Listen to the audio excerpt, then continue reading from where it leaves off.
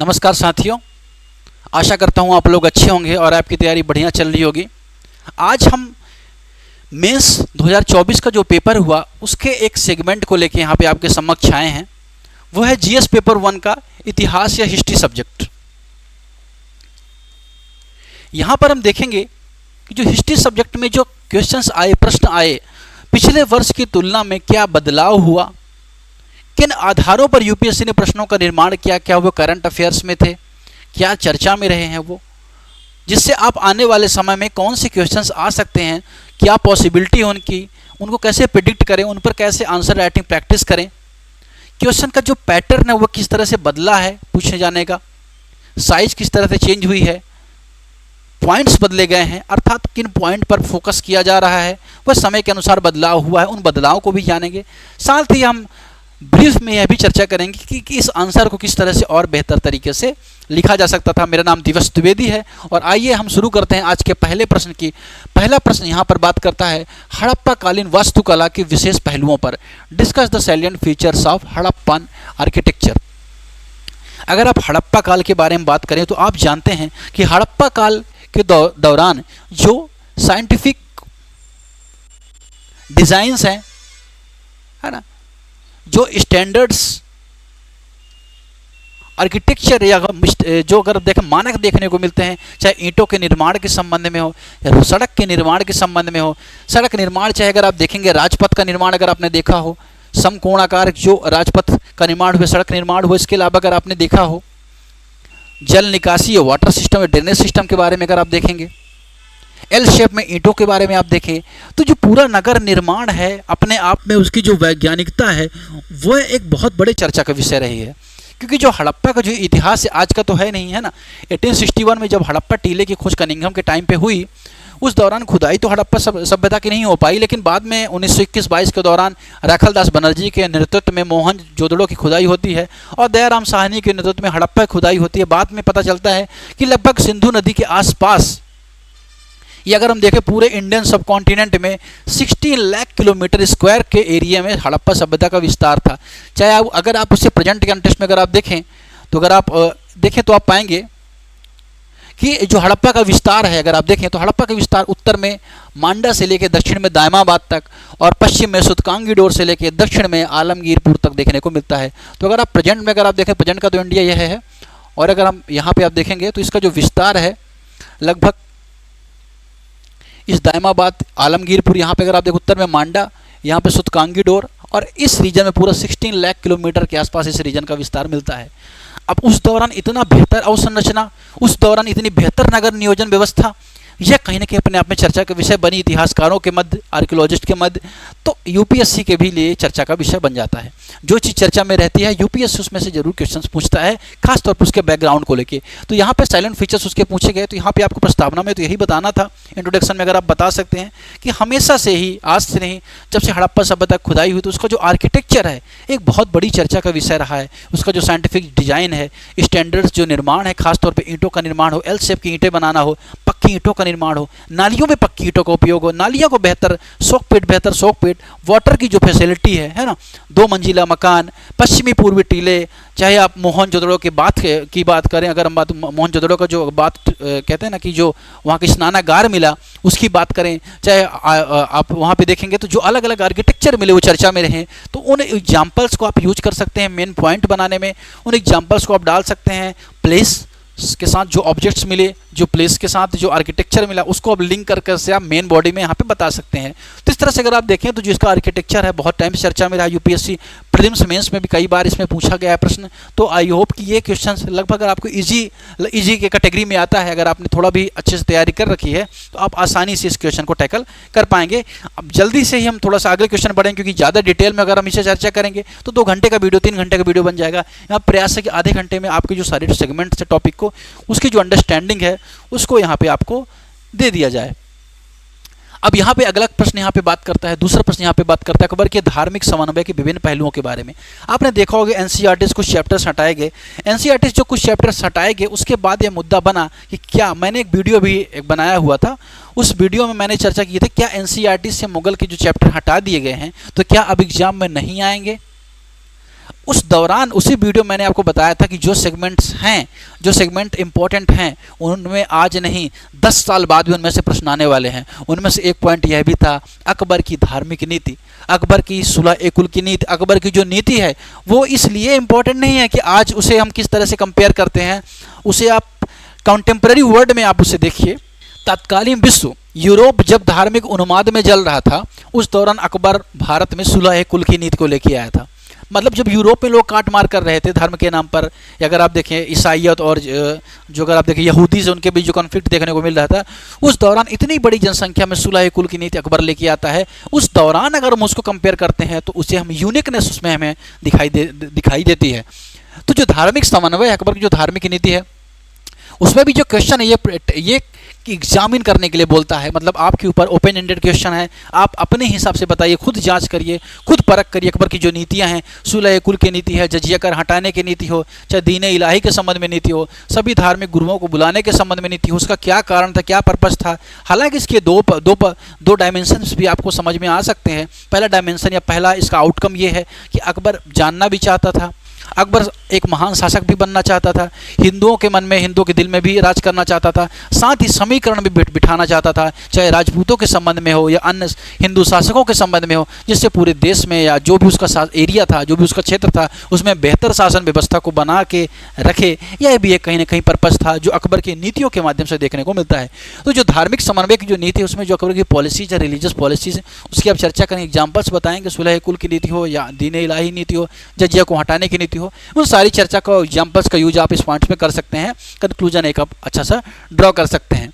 अगले क्वेश्चन की तरफ देखेंगे जो बात कर रहे हैं किसके बारे में, महात्मा ज्योतिराव फूले के बारे में। महात्मा ज्योतिराव फूले जिन्होंने लगभग 1827 के आसपास से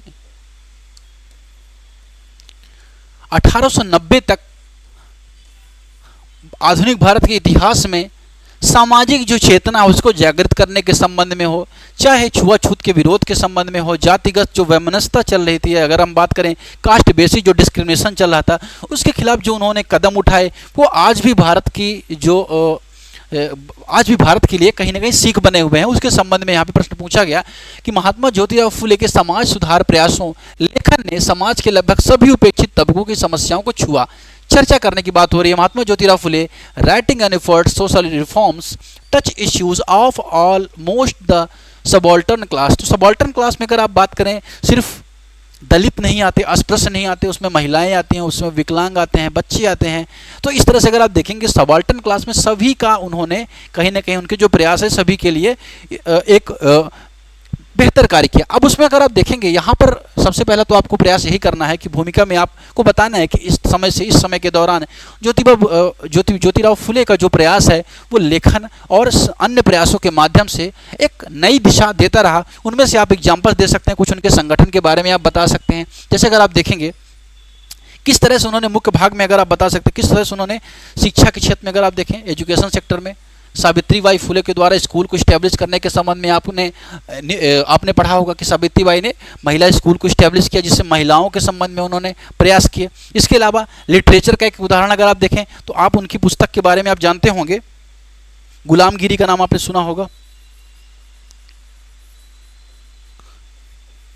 जो 1873 के आसपास उन्होंने लिखी थी। उसमें उन्होंने बताया कि भारत में जो जातिगत छुआछूत है वो किस तरह से भारत को ही खत्म करने का प्रयास कर रहा है, भारत के समाज को ही डिक्लाइन, ये सब भारत के समाज को निम्न स्तर पर लाने का प्रयास कर रहा है। तो वहीं आप देखेंगे तो एजुकेशन क्षेत्र में कुछ संस्थाओं की स्थापना हो, चाहे अगर आप देखेंगे लिटरेचर के संबंध में गुलामगिरी है। इसके अलावा अगर आपने सत्यशोधक समाज के बारे में आप सुना होगा, इसके एग्जाम्पल आप दे सकते हैं कि सत्यशोधक समाज की स्थापना उन्होंने की।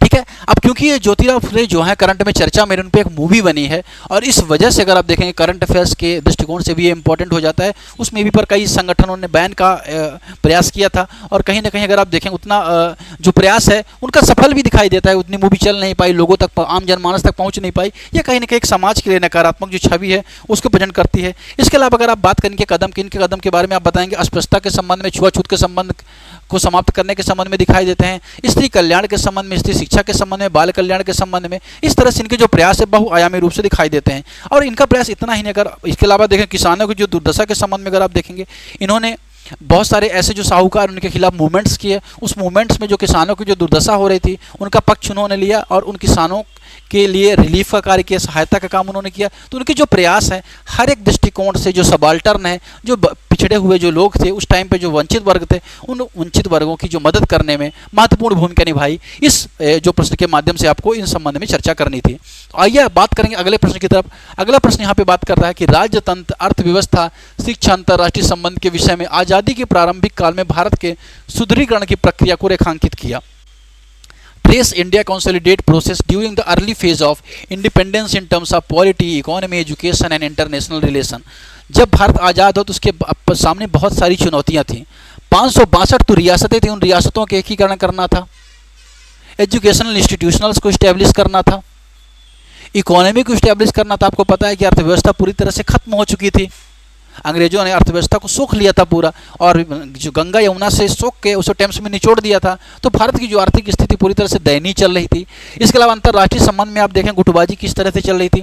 विश्व युद्ध समाप्त हुआ था, पूरा विश्व दो भागों में बंटता हुआ दिखाई दे रहा था। एक तरफ अगर आप देखेंगे यूएस एलाइड कंट्रीज़ हैं, दूसरी तरफ यूएसएसआर के जो एलाइड कंट्रीज़ हैं वह थे, और जो आगे चल के जो कन्फ्लिक्ट है कोल्ड वॉर की तरफ गया। तो आप देखेंगे भारत जहां आर्थिक रूप से कमज़ोर है, शैक्षिक रूप से कमज़ोर है, मानसिक रूप से कमज़ोर है, तो वहीं भारत के सामने कितनी सारी चुनौतियां उस टाइम पे थी जो यहाँ पे दिखाई देती हैं। अब यहाँ पे 562 रियासतें एकीकरण करने की ही थी, साथ ही साथ लोकतंत्र को बेहतर बनाए रखने की भी थी। आप अगर देखें 1950 के बाद जो भी इंडियन सब कॉन्टिनेंट या भारत दक्षिण एशिया में जो देश आज़ाद हो, उनमें किसी में भी लोकतंत्र 75-80 साल तक नहीं चल पाया, भारत को छोड़ दिया जब भारत एक्सेप्शन है। तो ये कैसे हुआ? क्योंकि उस दौरान ऐसे कदम उठाए गए, उस दौरान ऐसी संस्थाओं की स्थापना की गई जो कहीं ना कहीं इस दिशा को उन्होंने सफल बनाया। तो अगर आप यहाँ पे बात करेंगे भूमिका में, आप बात कर सकते हैं, साथ ही आप जो मुख्य भाग उसमें आप बताएंगे कि जो चुनौतियां थी उनको किस तरह से टैकल किया गया। शैक्षणिक संस्थाओं की स्थापना की गई, IITs की स्थापना की गई, IIMs की स्थापना की गई। इसके अलावा सर्व शिक्षा अभियान और आगे चल के बहुत सारी ऐसी योजनाओं की शुरुआत की गई। अर्थव्यवस्था के संबंध में योजना आयोग को 1948 में स्टैब्लिश किया गया, उसके माध्यम से पंचवर्षीय योजनाओं की शुरुआत हुई। पंचवर्षीय योजनाओं के बाद अगर आप देखें 5 वर्षों का टारगेट लेकर रखा गया, इंडस्ट्रीज पर भी फोकस किया गया, प्राइमरी सेक्टर पर भी फोकस किया गया, और प्रयास किया गया कि प्राइमरी और जो इंडस्ट्री सेक्टर है उनको अगर बढ़ावा दिया जाए, बाद में सर्विस सेक्टर को भी अपनाया जाने का प्रयास किया गया। तो इस तरह से आप देखें अर्थव्यवस्था के संबंध में भी लगातार प्रयास हुए, शिक्षा के संबंध में हुए, विज्ञान प्रौद्योगिकी के संबंध में भी थे। आप देखेंगे परमाणु विभाग की स्थापना की गई थी, इसरो को स्टैब्लिश कर दिया गया था। तो भारत ने हर दिशा में लगातार प्रयास इस संबंध में इस दौरान में किए। यह चीज़ आपको यहाँ पे देखने को मिलती है और यही बातें आपको यहाँ पे चर्चा करनी है। आगे आप देखेंगे समकालीन विश्व के संबंध में फ्रांसीसी क्रांति की निरंतरता एवं प्रासंगिकता के संबंध में आपको बताना है। अब अगर आप देखें कि जो फ्रांस की क्रांति है पूरे विश्व में लोकतंत्र की स्थापना के लिए एक नींव साबित होती है। ये क्यों? आपने इक्वेलिटी, लिबर्टी, फ्रेटर्निटी का नाम सुना होगा, समानता, स्वतंत्रता, बंधुत्व। ये कैसे विचार है, ये कैसे आए? फ्रांस की क्रांति ने पूरे विश्व में एक लोकतंत्र की नींव इसकी शुरुआत की, और इसने सिर्फ लोकतंत्र की स्थापना ही नहीं किया, लोकतंत्र को बढ़ावा ही नहीं दिया, बल्कि आगे आने वाले समय में जो भी लोकतांत्रिक देश हुए उनका चाहे संविधान निर्माण के संबंध में हो, चाहे कानून बनाने के संबंध में हो, उसके लिए एक फ्रेमवर्क का काम किया। तो समकालीन या कंटेम्प्रेरी तो वो बहुत महत्वपूर्ण थी ही, उसके बाद में चाहे अमेरिका की जो क्रांति हुई उसको उसने बेहतर किया, उसके अलावा जो भी देश संविधानिक देश स्थापित हुए उसको उन्होंने बेहतर बनाया। लेकिन वर्तमान में भी ये बहुत इंपॉर्टेंट है। आज भी अगर आप देखें कोई भी कानून बनता है तो कानून में इक्वालिटी पर फोकस किया जाता है। ये इक्वालिटी वर्ड कहाँ से आया? इक्वालिटी वर्ड कहाँ से? फ्रांस की क्रांति से आए। इक्वालिटी फोकस किया जाता है, कोई भी कानून ऐसा नहीं बनाया जाता जिससे लोगों के साथ भेदभाव हो। अगर आप कॉन्स्टिट्यूशन में आर्टिकल 14 to 18 देखें तो यहाँ पे बात करता है कि क्या किसी के साथ भेदभाव नहीं किया जाएगा। आर्टिकल 15 बात करता है कि जाति के आधार पर, धर्म, लिंग, वेशभूषा के आधार पर, निवास स्थान के आधार पर भेदभाव नहीं किया जाएगा। इक्वल प्रोटेक्शन ऑफ लॉ, है ना, प्रोसीजर स्टैब्लिश बाय लॉ। तो इक्वालिटी की बात आज भी होती है।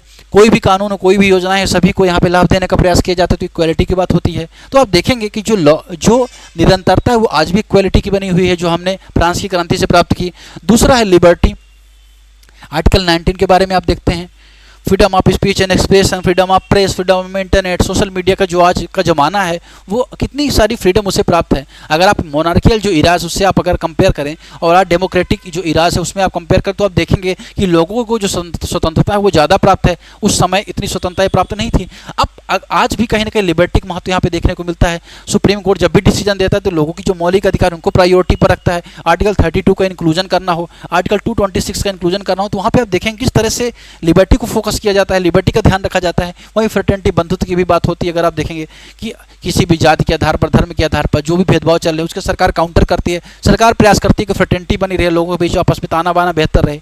साथ ही इस ईरान ने जो फ्रांस की क्रांति है उसने कहीं ना कहीं बहुत सारी ऑर्गेनाइजेशन को स्टैब्लिश करने की बात की। अगर आप वर्तमान में देखें किस तरह से जो गवर्नमेंट स्ट्रक्चर चल रहे हैं, ये गवर्नमेंट स्ट्रक्चर अपने से तो बने नहीं, उस दौरान जो फ्रांस की क्रांति के बाद अलग अलग स्ट्रक्चर्स बन के सामने आए, उन्होंने उनसे देशों ने सीखा और उसको स्टैब्लिश करने का या अडॉप्ट करने का प्रयास किया। तो आप देखेंगे कि जो क्रांतियाँ होती हैं, इतिहास अपने आप को स्वयं दोहराता है। अगर आप इतिहास पढ़ते हैं तो आप जानते आने वाले जो भविष्य में जो भी प्रश्न उठने वाले हैं उनको भी आप टैकल कर पाते हैं। आने वाले समय में जो इतिहास पीढ़ी की डिमांड उसको भी समझ पाते हैं, वो चुनौतियों से भी निपट पाते हैं। आज की चर्चा में फिलहाल इतना ही है, मिलते हैं। कैसा लगा आपको ज़रूर बताएं। धन्यवाद।